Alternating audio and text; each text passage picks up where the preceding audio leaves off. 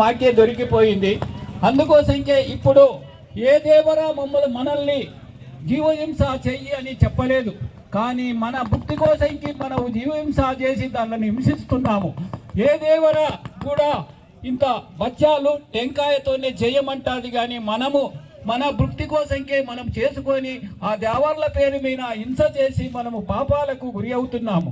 అందుకోసంకే మీ అందరూ ఏ దేవరా కోరదు, అందుకోసంకే మీ అందరూ యథావిధిగా ఇంత టెంకాయ బచ్చాలతో చేసుకొని మీ జీవితాలను ధన్యం చేసుకోగలరని నా యొక్క హృదయపూర్వక ధన్యవాదాలు. నేను 2003 నుంచి పోలమ్మ, పోచమ్మ, ఎల్లమ్మ, వీరుదేవాళ్ళు, ఎల్లందేవాళ్ళు అన్నీ ఉన్నవి. అన్నిటి కూడా సమాప్తి చెప్పాను. వాళ్ళకు కూడా చేసినప్పుడు యథావిధిగా అందరి లోపలికి పోతాను, కానీ ఇంత టెంకాయ బచ్చాలతోనే వెలగొట్టుకొని నా జీవితము హాయిగా ధన్యంగా చేసుకున్నాను.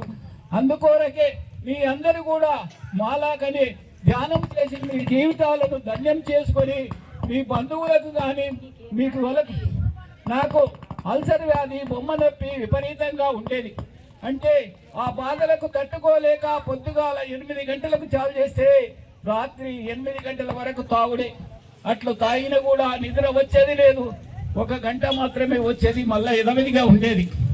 అట్టి సమయంలో ఈ ధ్యానం అందుకొని నేను ఇప్పుడు హాయిగా జీవితం గడుపుతున్నాను. ఇప్పుడు నేను ఈ మార్గంగా దొరకకుంటే ఇదివరకు వెళ్ళిపోయేటోని, కానీ ఈ మార్గము నాకు దొరికినందుకు, ఆ మహానుభావుడు అందించినందుకు, ఆ మహానుభావుడు చేసింది ఒకటే, ధ్యానము, స్వాధ్యాయము, సజ్జన సాంగత్యము, పిరమిడ్ జగత్. ఈ 4 అభ్యసించితే మీ జన్మ ధన్యమవుతుందని చెప్పాడు. అందుకోసంకే మా జన్మ ధన్యమైందనుకో